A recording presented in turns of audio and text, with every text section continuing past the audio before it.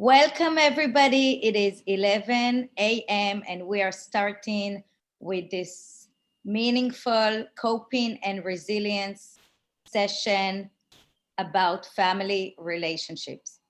Today is a very special date. We're having two significant events. It is the International Holocaust Remembrance Day, and it is also Tu B'Shvat, the Jewish holiday of renewal. So here we are talking about a very valuable topic, which is family. There is nothing more valuable than family and connecting and learning from one another. Before we start with our two very special guests, and here's my family behind me, sharing the space.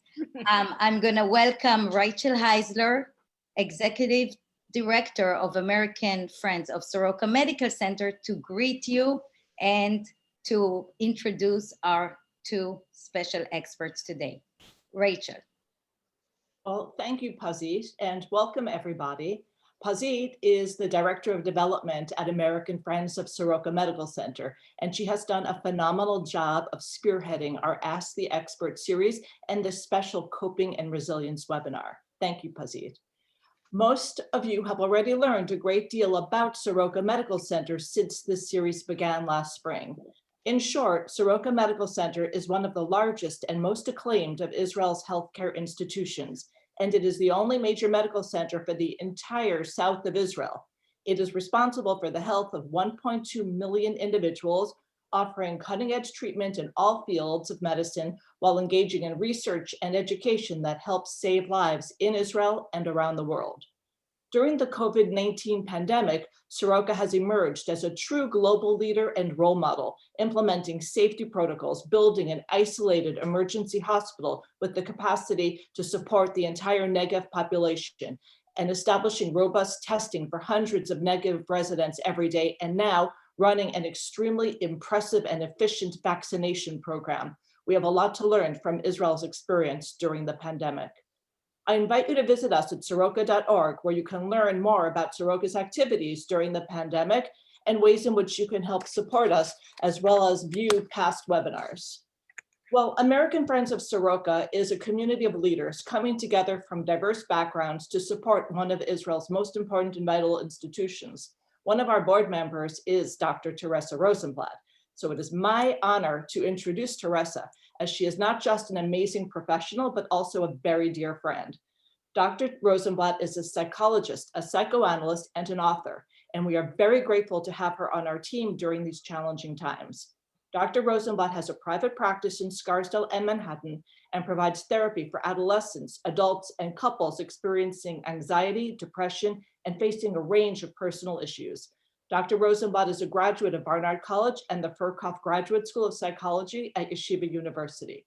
Her book, The Voice of an Analyst, demonstrates the importance for mental health professionals to develop their own unique identity that reflects their character and training, helping them to maximize their connection to their patients and helping them to fulfill their mission to ease human suffering. Rabbi Dr. Laura Gold joins us today as a special guest. She is very well known and cherished as a New York City clinical psychologist and has maintained a private psychotherapy practice for the last 30 years, working with children, adolescents, adults, and couples. She works with patients with a full range of concerns and has specialties in premarital counseling and in helping people with religious and spiritual concerns. She is a graduate of Princeton University and the University of Michigan. Dr. Gold spent 7 years on the faculty of the University of Michigan and as director of training for a university-affiliated outpatient mental health clinic. Dr. Gold was ordained at the Jewish Theological Seminary in 2003.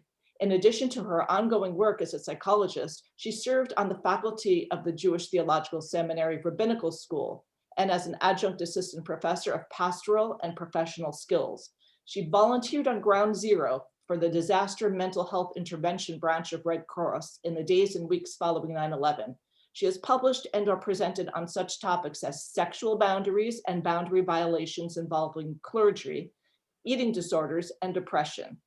Rabbi Dr. Gold serves as a member of the Ethics Committee of the Rabbinical Assembly, teaches and leads workshops, and officiates at life cycle events. Thank you so much for joining us here today. And now back to you, Pazit. Thank you very much, Rachel.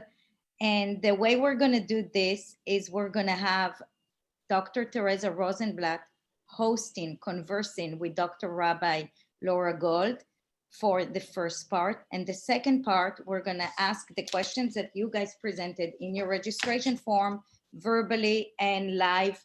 And our two guests will answer your questions. We're also going to share their contact information, so you are welcome to contact them individually after this session. So back to you, Teresa. Hi, everybody. I'm so happy to be here. You know who I am. And I just wanted to say how thrilled I am, not only to do the work I do, which I always feel very privileged to have the trust of my patients and get to help them, but it's such a privilege to be on the board of Soroka and be able to connect to Israel through health and also through the truly wonderful people on the board who are just put their money where their mouth is and are lovely people. Just quickly want to add a note that in terms of talking about families and children, I have a Ph.D. in developmental psychology, and I have worked extensively with mothers and babies and parents and children, done a lot of parenting work, run groups for the two, and now have been working and writing about helping people cope with the pandemic.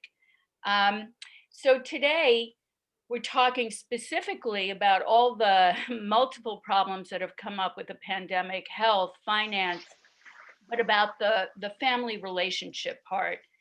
And, you know, there's a spectrum that we're dealing with, from overcrowding on the one hand to isolation and being cut off on the other hand. And even when we're living with our families, we're cut off from our social networks. And this is especially acute for children who really depend on socialization in a way beyond what we as adults do. There's overcrowding at home with families. Partners, married or otherwise, boyfriend, girlfriend, have been thrown together in a way 24/7, in a way that they never planned for or counted on. People are experiencing not enough space for themselves, and there's no relief or escape valve as there has been pre-COVID, where we could go to, you know, when the going gets tough, the tough go to the office, things like that. It's hard for people to find privacy during their therapy sessions. People are walking outside, meeting in their cars, or what have you. What I'm finding, both from my observation in my practice with friends and personally, is that with this overcrowding, there's an intensification in relationship issues. The fissures, the sensitive spots are sort of coming out in sharp relief, as because what has happened is not only are we overcrowded, but every couple relationship has its sort of balance or homeostasis of distance versus closeness and intimacy on the other hand. And it's kind of like a rhythm or a choreography that partners in couples kind of inadvertently figure out. Well, that's been totally thrown off. So, but on the other hand, this being thrown together also presents opportunities for renewed companionship and closeness, and a working out of knotty relationship dynamics. And I can tell you personally, that's something that happens in my life. It's happened with my adult kids, with my husband, and not to say that it's smooth. It's, you know, it's a rocky process, but you have to hang in there and try to work it. So I'd like to ask you, Dr. Gold, are you observing similar dynamics? And if so, what have you noticed? And what do you suggest to people who are experiencing these frictions? Wow. Well, first of all, thank you so much for inviting me, for having me here as a guest today. I am completely honored and really so happy to be here. And grateful to have an opportunity to feel happy, because that's not so easy these days, I think, for all of us. So many, many thanks for this opportunity. I have certainly been observing, I think to a T, what you're describing.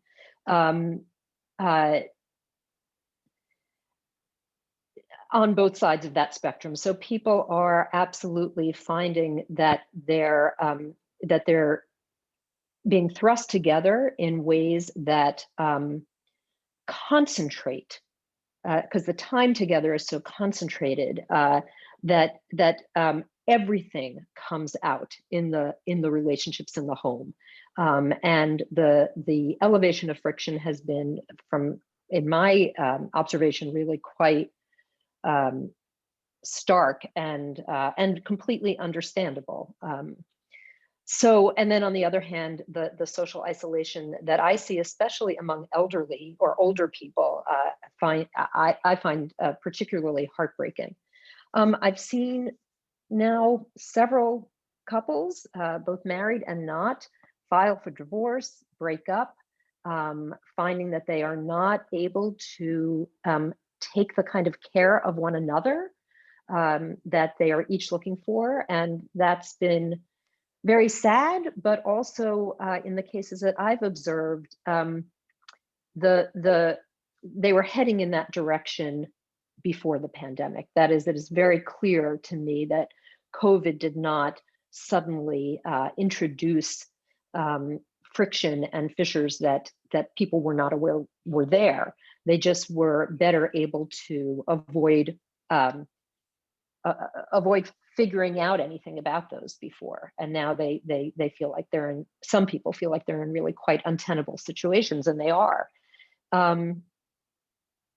You asked me what I think helps, and I don't think that there's a cookbook answer to that. I think there are so many different kinds of situations, and what helps in one instance will not necessarily be helpful in another. And to that point, I definitely want to say that I think it's really important that we recognize that we are that people are not all in the same boat. This is the metaphor I've been using at the very beginning of the pandemic. I would think and say to certain patients, we're all in the same boat, and it quickly became evident that is just not true. We're all in very different kinds of boats, and some of them are really luxurious and comfortable in all kinds of ways. And some of them are leaky little rowboats that are going down. And even the waters that we're in are all threatening, but just how rocky those waters are keeps shifting from under us, depending on how this particular pandemic is manifesting at any given time, and depending on many other factors as well. So I don't have any magic answers. I think that the answer that we as therapists tend to turn to in good times continues to be probably the single most essential thing, which is to do one's best to communicate, to use words to say what you're feeling and what you are missing and how you are struggling, and what you need and what you want, and to try to keep some clarity about the distinction between needs and wants, because they often feel like the same thing, but they're not. And then to figure out for families living together, not just what do we as individuals need, but how do we nurture this relationship that we share, that exists in the space between us, and that we both want to try to help grow and deepen as best we can. So, it sounds a little cliche, but communication is really the byword always, I think, for healthy relationships. I think in cases where people are too on top of one another, any opportunity you have to get some physical distance is important to avail yourself of, whether that means going for a walk by yourself or going for a walk masked, carefully, cautiously, with other people. Those are good things to do, to get to own that, to say to the person, I need some space to myself, I need some time. And that will help me come back to you with a kind of clearer head and with better ability to serve the needs of our relationship. That's certainly one thing that I recommend. So those are all great. And I would say ditto, the exact same thing. I'll just add a few things and maybe flesh out a few things. Mm-hmm. For one thing, I see how with myself, I can just be in the relationship and be reacting to things, between us, me and my husband, as they come up. And Mm-hmm. I have found taking a step back, sitting down and reflecting on what is going on here. I recognize this old pattern. Why is it coming up now? What is happening between us? Mm-hmm. And start to sort of get a little distance on it, problem solve, then set goals. Is it important to for you to, is it more important to you to make sure that you are getting along with your partner? Or, I have people who, as you say, Dr. Gold, are either considering divorce or actually have decided on divorce, and that may be the best step or solution for you or for them. But decide what you want. If you want to get along, then these are the kinds of things you can think about. Like with your kids, choose your battles. What is unacceptable to you or something that must be changed, adjusted? What can you let go? If you let something go so that it doesn't build up resentment, which is a very common thing, okay, I'll let this go, but then you turn around and you're screaming at your partner about something because actually you've sat on a lot of a resentment. Can you use humor? Can you get your point across with a little bit of a joke? It's amazing how, if you can get enough distance to use humor, that's very helpful. Another thing that I see coming up with many people I work with, as well as myself, we forget to be polite to our partners and our family members. If we treat our partners and our family members, children, grown children, as though they're not in our family, our politeness index goes way up, and the amount of tact that we use with them increases. They tend to respond better. Take care. You need to take care of your partner. If you can bring him a cup of coffee, several days a week, my husband and I go out to, we take food in instead of cooking. Can I get you something? Can I make you something? I'm cooking up some eggs. Those little things to show love. On the other hand, take care of yourself. Do not start sacrificing in order to get along with the other person. Not only does that make you feel better in the relationship, it tends to actually improve the relationship. If you're taking care of yourself, whether it's exercise, I've been working on some writing, I need a certain amount of space and privacy for meeting with patients, grooming, and whatever it is, talking to a friend, make sure that you set those boundaries, that you get that for yourself. And if your spouse feels that you're withdrawing, then, as Dr. Gold said, tell them that you need space, but do it in a reassuring way. I met with a couple the other night. We were talking about just that issue and how helpful it was when the wife turned to the husband and said, I really love you. And I'm so, whatever. She appreciated him for what he was giving. Okay, May so I jump in with a question about this particular topic? sure. And then we want to move on to what the crowding does to children. Yes. Yeah. So as long as we're talking about spouse and romantic relationship, I have a question here, a couple of questions. What if I understand what I need to do? What if I'm not in the mood? I'm so worried, I'm so down, I really have no no spark for intimacy. What's the first practical thing that people can do to uplift their mood?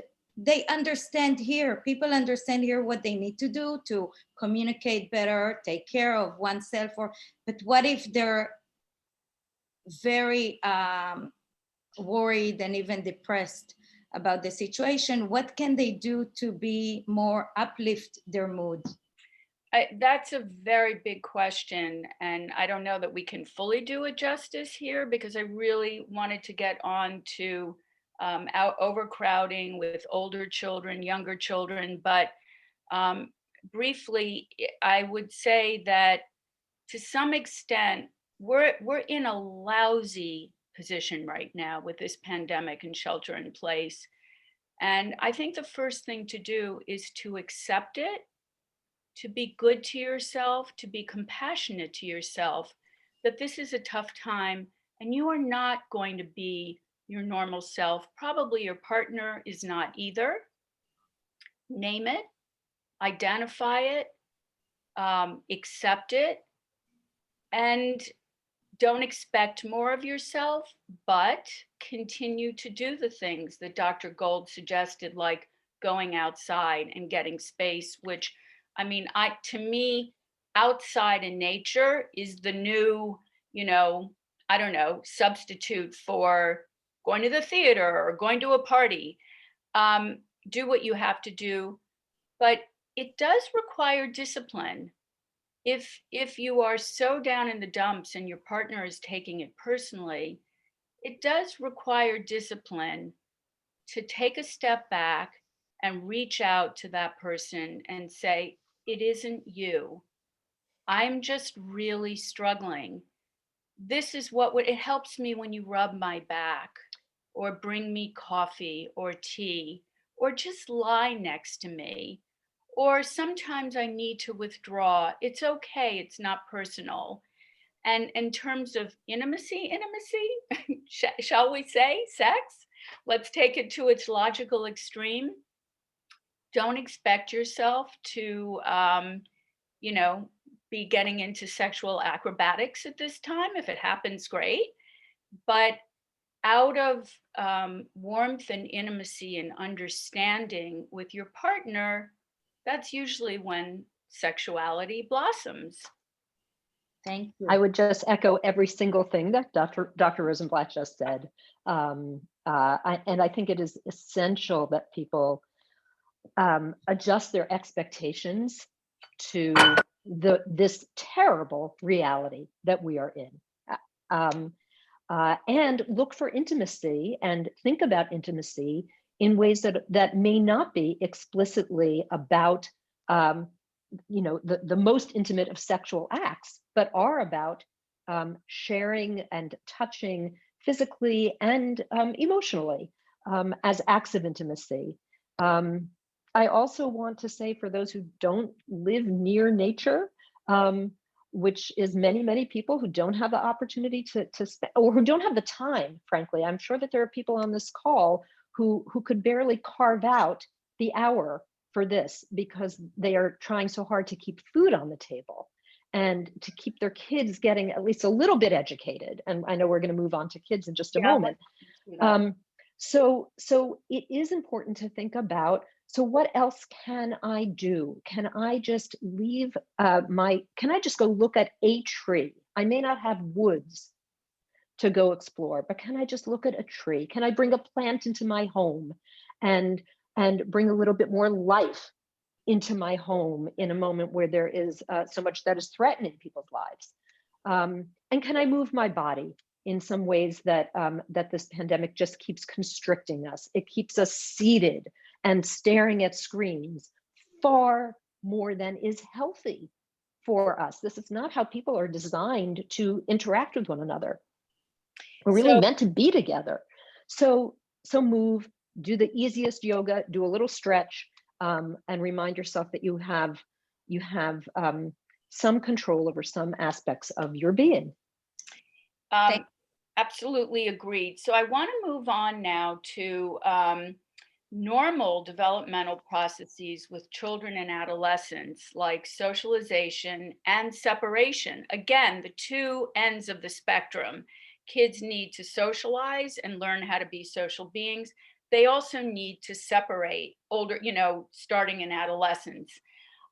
These two processes are complicated or derailed by the lack of ability for being with peers, and or also by being at home when the older child, whether it's a young adolescent or the grown child who moves home, might otherwise have or need more freedom and privacy. And part of children, and again, I in my mind, as a developmental psychologist, adolescence goes into even the mid-20s.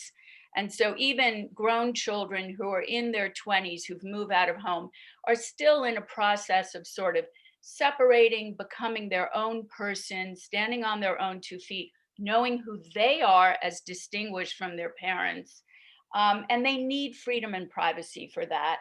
So these processes I'm really seeing are getting both ends of it, the getting closer to peers for the younger children are getting very complicated. So Dr. Gold, what do you suggest for things that can facilitate socialization for children and adolescents, and also to support adolescents and young adults' normal separation process when they're home and in very close proximity to their parents? Yes. Well, I think we're going to see for a long time to come what the impact of this pandemic will turn out to be on kids and adolescents' development, and I think it will vary. But I think number one, it's really important for parents to empathize with by naming how hard this is and how sad they feel about the restrictions on their kids' ability to socialize and ability to have more freedom and to be more separate from them when they're older. To acknowledge it goes a very long way. And then to try to do some problem solving. If there's a spouse, if there's a second parent, to certainly do that with your partner, to do that with your adolescent, for sure. And to think about a couple of things. One is trying to create pods, as people have done, trying to find other families whose level of care and caution around the health risks feels comfortable for your family, and create a pod so that your kids can have, your younger kids especially, can have some interactions with kids outside of the immediate family. So if there's any way possible to do that, I would explore those possibilities. I would look for them. And it really relates to what I was about to say about adolescence. I think that as we all move through this, I want to call it the plague, through this pandemic, we are learning that we can't avoid risk. We can only mitigate it. We can do what we can to keep in some kind of balance what we need for ourselves to try to stay as healthy as we can physically, and what we need for ourselves to try to stay as healthy as we can emotionally. And sometimes those things are in conflict. In fact, sometimes taking care of ourselves physically in one way is in conflict with taking care of ourselves physically in another way. The best way to really mitigate risk would be to be completely socially isolated. But you can't do that. You have to have food delivered at the very least. There are going to be people showing up at your door. So this is really about finding a balance. And different families strike that balance in different places. But I think for parents of adolescents, it is really kind of crucial to think with your kid about what your family needs to minimize risk, while simultaneously giving your kid the opportunities that your kid needs for healthy development to have some freedom. So it means putting trust in your kid to maintain the safety precautions that your family adheres to.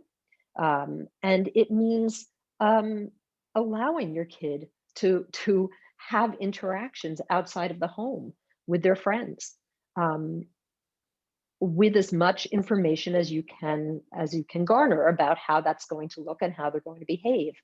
But I think adolescents just absolutely need those opportunities, and we as parents ought to be trying to think as creatively as we can to provide them. So I will say that for, in my case, and I'm a single mom. I have a daughter who's 17 years old. She's a senior in high school. And she was quite desperate to have a friend stay over with us over Thanksgiving. And so, my heart went out to her in terms of how much she and her friends, they've all just been so deprived. So we quarantined for 2 weeks, and we were in communication with that friend's parents about what they needed from us for them to feel comfortable. And we made it work. It was not ideal. There were stressors involved, but there are huge stressors involved with not trying to make it work. So that's you and I are very much on the same wavelength. You could be speaking for me. I totally I'm feeling the same about everything you've said. And I would emphasize one of the things you said at the very beginning, which is empathize, empathize, empathize. Many parents feel like, or people feel like, if somebody's upset about something, you have to say it's not so bad. Don't deny it. It is bad. It is bad. We are going to produce a different kind of child from this pandemic, not necessarily one with deficits. Kids may come out stronger from this, but don't deny or minimize. Do acknowledge how strange this is and not normal. Remind them this is not forever. That's right. It's open-ended. Humans have a very hard time with open-endedness. We can more easily adjust to something that when we know it's going to end. This is open-ended, very hard, but it will pass. This too shall pass. Remind your kids of that. As you said, Dr. Gold, do make a plan for safe socializing with masks, social distancing. It won't be perfect. As you said, there are risks. I hear a lot of people wanting to find the perfect solution. There isn't one. It's the yin and the yang, and you give up something, whether you over isolate or over socialize, but make a plan that feels reasonable. My great discovery during the pandemic is my little fire pit that I bought. And even in 30-something degree weather, I sit outside with friends or family, socially distanced around the fire. We eat, sometimes we make s'mores, and it's so much fun. Let your teenager do that. If you need to supervise because it's fire, do so. Be creative and decide which risks you're willing to take or not take. Not with fire. At the other end, for the older adolescent, or even I see a lot of young 20-somethings who are coming home who had been living on their own, and it's really complicating their process of growing into adulthood. Again, view them as you would somebody who's not in your family. Accord them that respect while also setting appropriate boundaries so that you don't. I've had my 3 adult kids, sort of filing in and out, living with us, not living with us. And you do need to set boundaries and set expectations for house chores and responsibilities, but also remember the long-term relationship. My oldest son had lived with us for a while, had certain living styles, habits, requirements that were very different from ours. And I decided what the bottom line was that I needed him to accommodate to, but I also let go of a lot because basically, he was, basically respectful, and we were getting along, and I knew he was going to move out, and that was my long-term goal. Give them space, give freedom, give privacy. That may sound elemental, but a lot of parents are treating their grown children like children, give them space, let them withdraw, let them have their time alone and not have to be with the family the way they were when they were little, and try to give them an area that they have control over. For instance, their room. My son and I had different standards of housekeeping, and in their room they could do, he and his wife, he's married now, could do whatever they wanted within limits. I set basic standards, but only basic.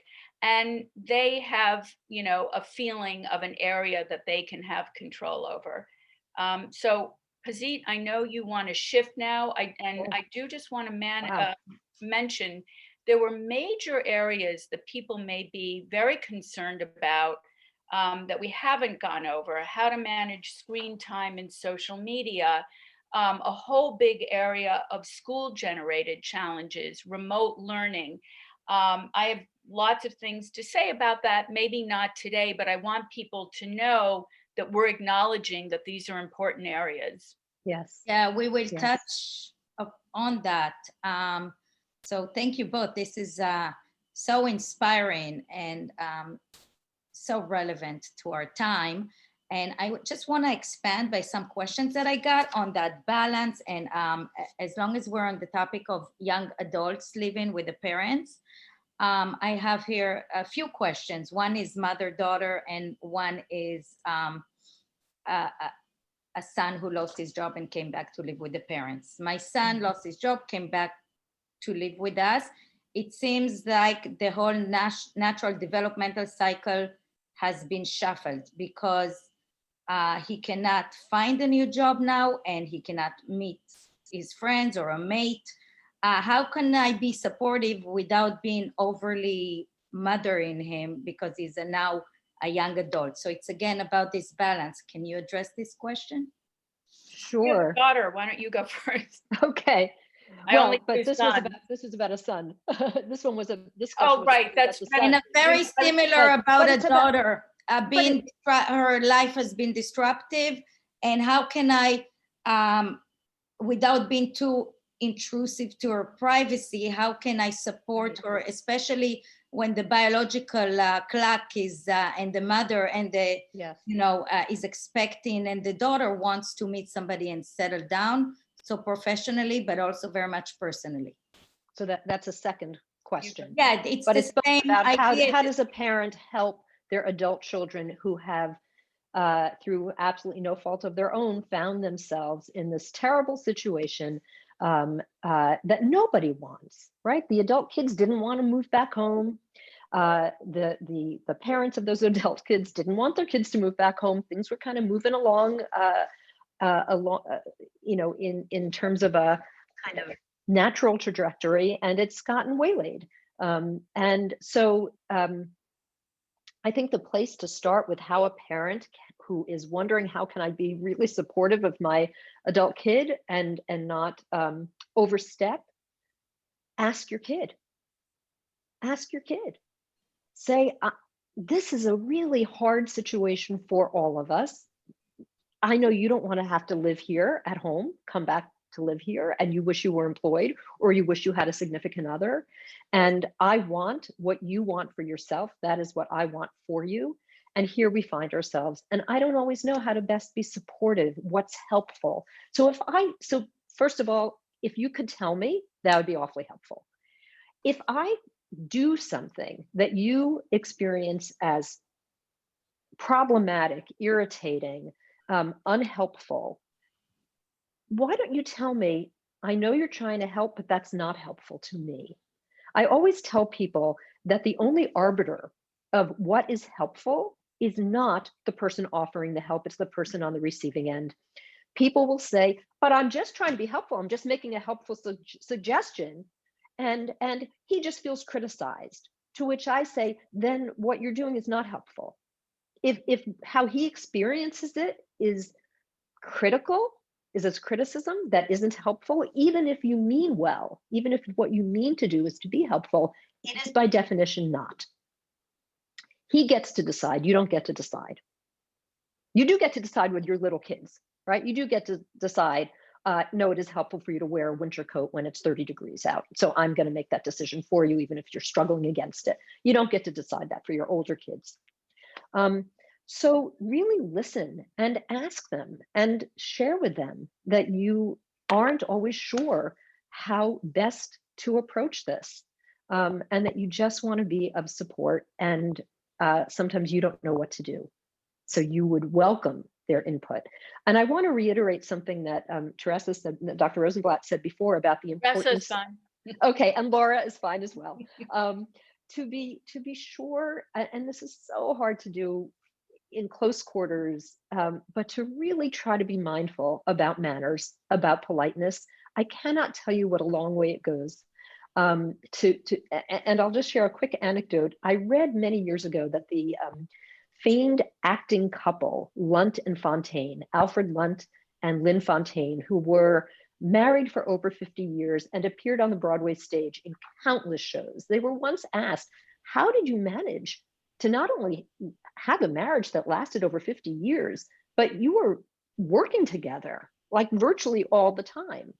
And they said, we always say please and thank you. Mm. And I just found that actually quite, it stayed with me. I must have read that 30 years ago. And I thought, that's really smart. That does go a long way.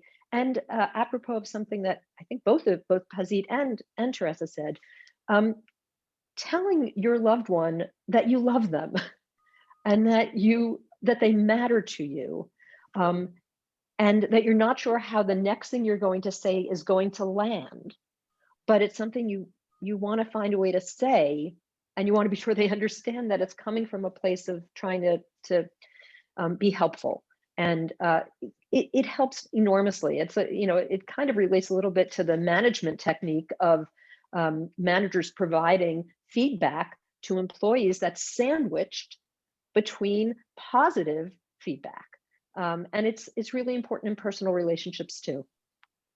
Thank you. So once again, I'm big on, Laura, what you said with your older child is, to an extent you can do this with younger children, but I think we're really focusing right now on that adolescent, the late high school, college, into even more to the point to the young adult who's had to move back home. And this is really often to them, while it's both, and I think this is important to recognize that duality of feelings in your older child of it's of great comfort to them to be able to come home during this really scary time. They may not be acknowledging that they're scared, but if you listen carefully, you hear that they are. But it's also it almost feels to some of them a little demeaning. They're really giving up their hard won but very new kind of green independence, and now they're being pulled back to what often feels to them a very infantilizing situation. So just being sensitive to that is helpful. So ask them. I agree with Laura. Don't just give advice. A lot of parents give advice which is the opposite of what they received when they were a child, and they think, well, I'm doing better than my parents. Well, that may not be right for your kid.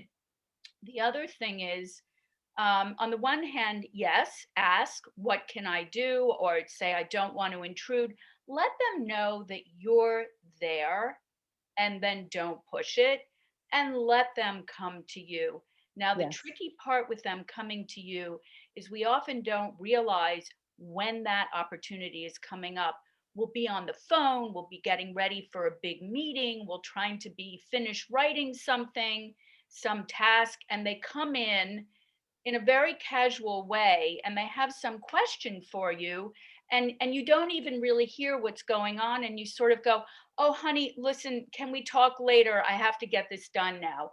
Now, sometimes that's unavoidable, and if you have to do that, make sure at 6 o'clock that you come back and say, can we sit down now about that question? If it's possible for you to put a pause on what you're doing when they come in, That's what you have to do with older children. It doesn't always happen on our schedule. It happens, or it happens, the proverbial, you're driving in the car, and something comes up.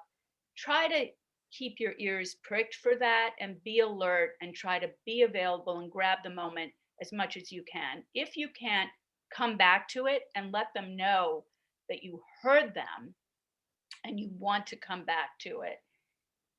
Yes. The other thing is just relating it to, and again, give lots of space.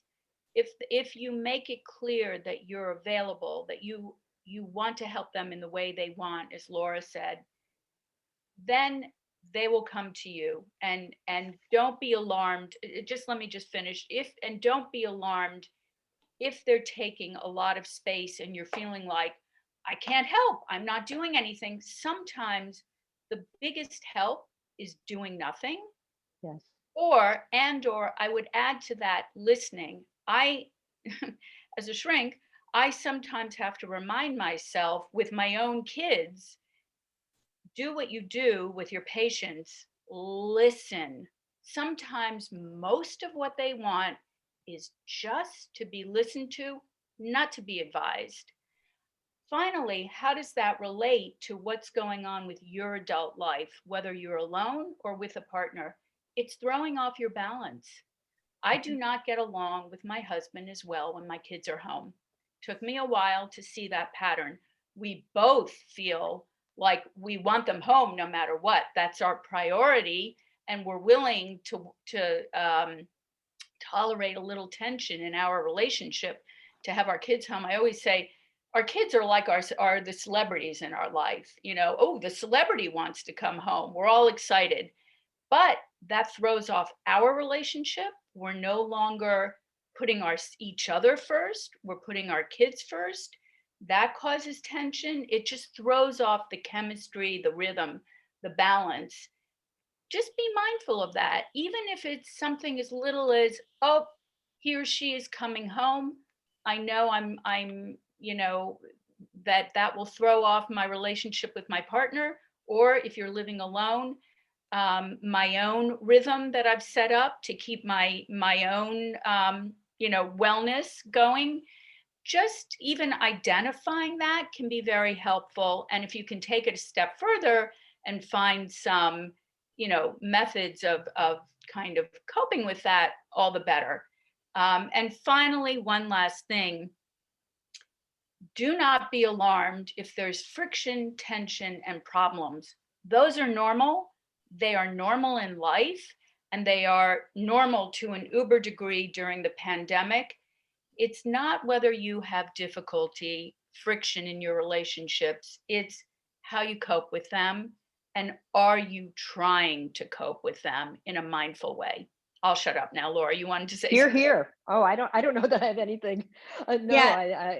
I everything. Ditto to You everything have you at least said. 6 more questions. I'm gonna Okay. narrow it down to 2, but I feel like every question can be a session. So thank you both very much. We're talking about difference of approach in towards the pandemic. And that difference can be among siblings toward how to deal with their elderly parent. One is thinking there's no pandemic, we can do it, and one doesn't take precaution, and one is very, very careful about any interaction, especially when there's an older parent involved. Or we're talking also a question about husband and wife, that the wife happens to be more cautious with social distancing and putting a mask and not seeing people, and the husband acts, and then they come back to the same household. And that creates a lot of anger and frustration because there's a real gap in approach of how to behave during the pandemic. And it affects family relationships. How do you suggest to approach that type of difference if you have among siblings or among towards the parents, older parents, or among husband and wife in the way to conduct their interaction and then come back and live in the same space? I think I'm going to start with that one if it's okay. Please. That you're talking about, mostly you're focusing on a difference in safety precautions. Yeah, Correct? it's a whole approach about what to do, what not to do with social, to travel, to see people, to see family, to, you know, one is totally wants to stay at home and not do anything, and one is to a certain degree wants to be in interaction. This is one of the toughest problems, and in most families that I encounter, it actually doesn't occur in the majority of them where they really can't find a common ground, but it is a prominent thing. And you know, there's even one case where that, among other things, really did push the couple further into divorce. They were already separated, but it's very, very difficult. There is no magical solution. I think there are a number of things, to the extent that you can do anything, is again communication. The temptation is to approach it in an angry, outraged, blaming way.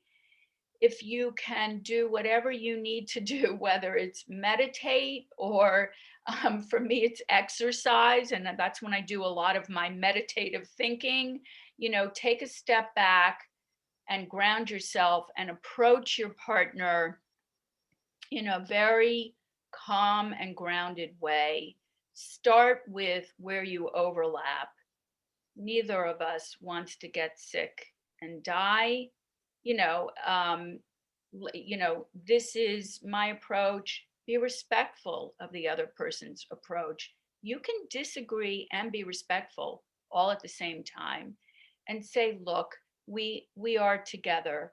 We need to work something out together. Can we do that?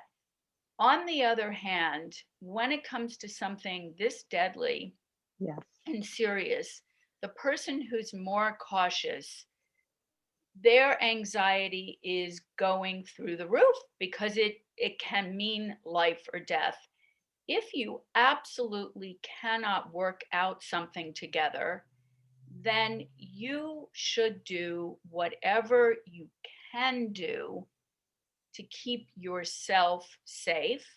And I would say, if it's easier with children, even if it's grown children, I know families, and I would include myself here, where I have just made, you know, usually my MO is, you know, I accommodate and go to the maximum of my flexibility to have my kids around and united. In this case, I have certain bottom lines that they have to follow. And if they're not willing to, I am not willing to have them in my house, and I will make that sacrifice. And it has to do with quarantining before coming here, testing when they're in the house. If somebody from the outside comes in to fix something, I can be very unpleasant to make sure that people wear masks. I'm generally not a rude person. I've been known to say to somebody, excuse me, I need to move a little further back, or your mask is slipping. And I just have made the calculus that I'm willing to have somebody be angry at me, even not like me, in order to stay safe. So figure out where your line in the sand is. Thank you very much. Yes to everything. When we spoke before today's session, we realized, oh, we really see things in such similar ways. One thing I've just started to do is to carry extra masks with me. Why? Yes. Because there's a family in my apartment building that doesn't seem to believe in masks. And just over the weekend, their son, who was maybe 10, 11 years old, was getting into the elevator without a mask and was holding the door open for me to join him in the elevator. And I said, "Where's your mask?" And he said, "Oh, I don't have one." I said, "You don't have a mask?" He said, "No." And I pointed to the sign. I said, "Well, they're required. We all have to wear them."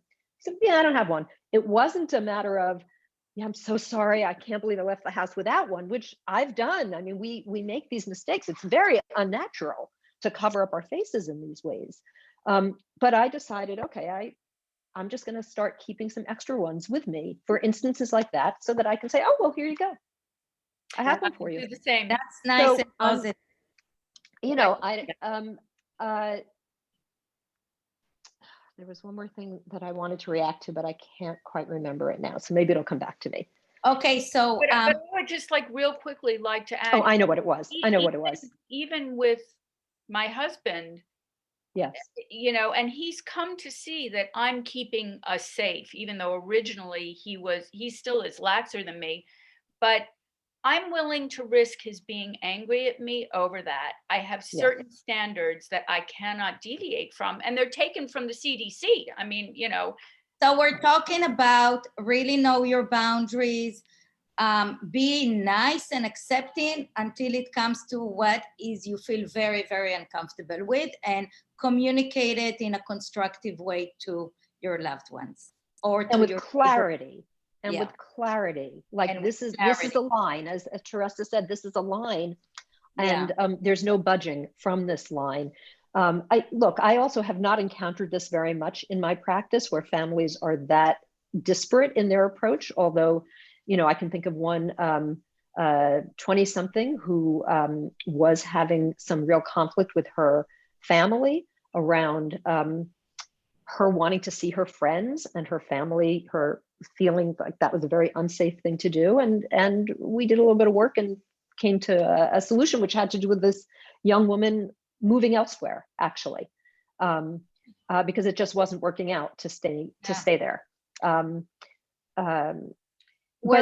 it is important to just recognize that we do not have control over everything. We only have very limited control, and we can exercise it where we have it.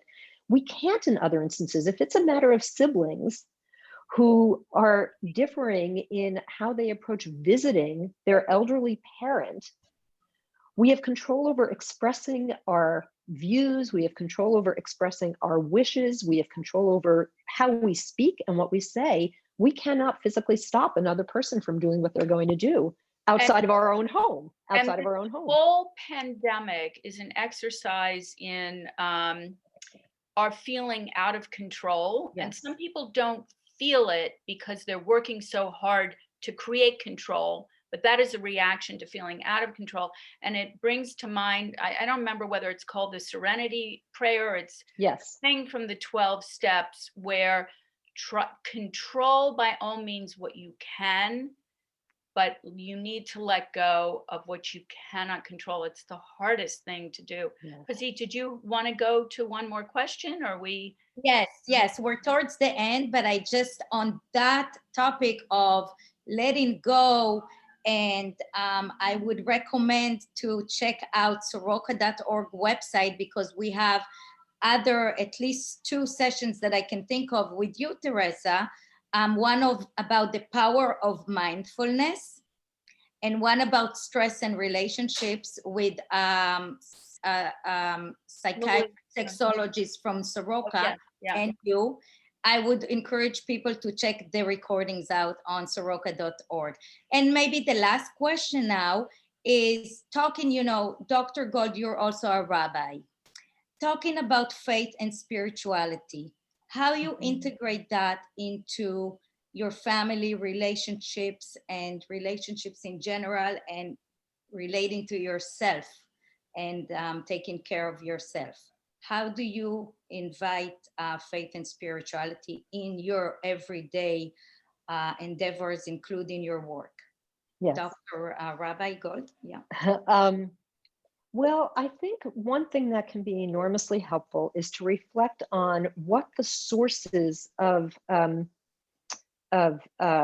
comforting faith and spirituality have been for you in the past, and to recognize that to some degree, those sources may not be replicable right now, but to some degree, they may be approached, right? They may be, may not be, it's not going to be perfect.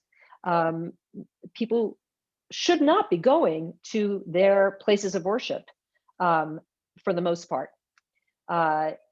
And yet many places have moved to doing services on Zoom, to doing study sessions on Zoom. And those can be, they will leave people feeling sad because they remind us of what we've lost, but also can feel connected to something that has been an important part of our lives prior to the pandemic, and there can be some through lines during this time. I'm a big believer in ritual. So any ritual, and it doesn't have to be prescribed by religion specifically. It can be a ritual around communing with nature. It can be a ritual around exercise. It can be a ritual around having a phone conversation with a friend. But those things nurture the soul.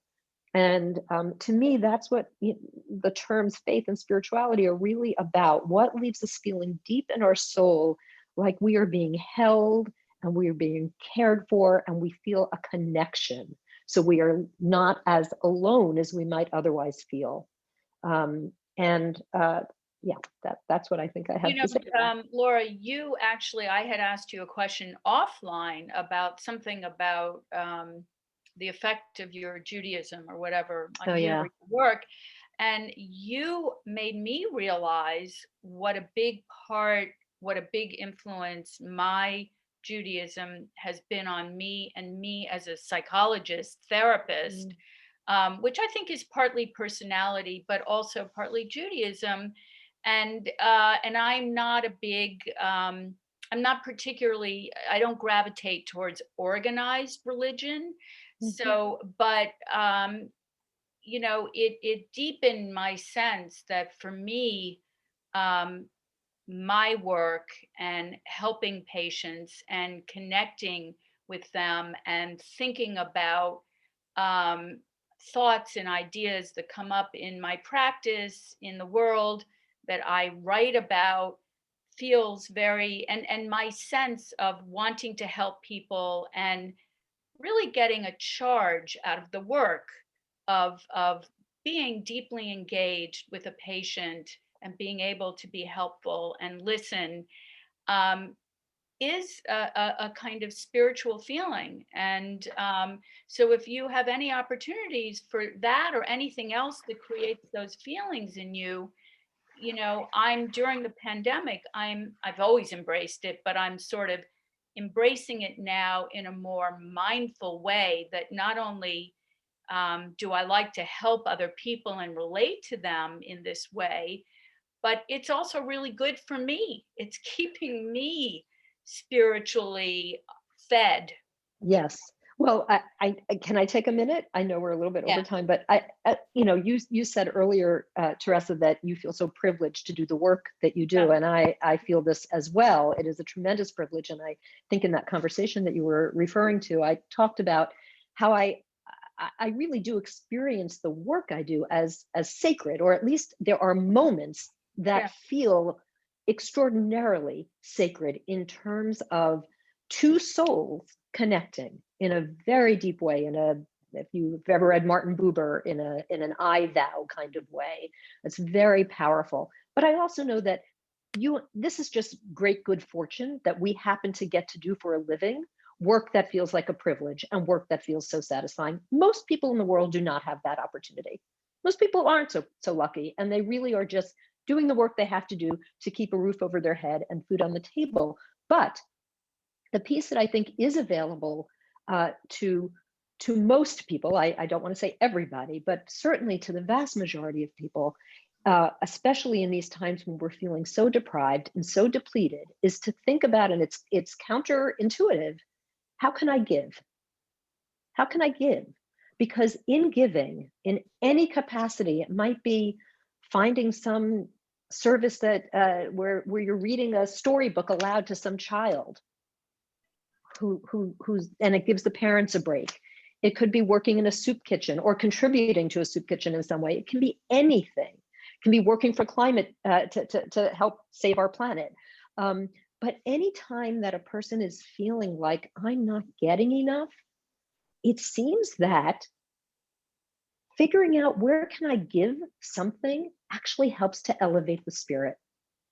So I want to put in a word for that. Thank you. This is a wonderful note to end here and remind everybody that this is a program on behalf of American Friends of Soroka Medical Center. We're all coming together in supporting each other, and Israel and Soroka Medical Center, who's doing an outstanding job especially last year. So thank you both. Wow. And I would love to thank you everybody that joined us. I would love to hear from you in preparation of future sessions. You please email pazit@soroka.org your feedback about today and your ideas and what you would like to hear more about. And we will see you very soon. Toda rabah. Thank you very much, Dr. Rosenblatt and Dr. Rabbi Gold. Toda rabah. Thank you very much for having me and giving me this opportunity. And thank you, Rachel Heisler and the American Friends of Soroka board.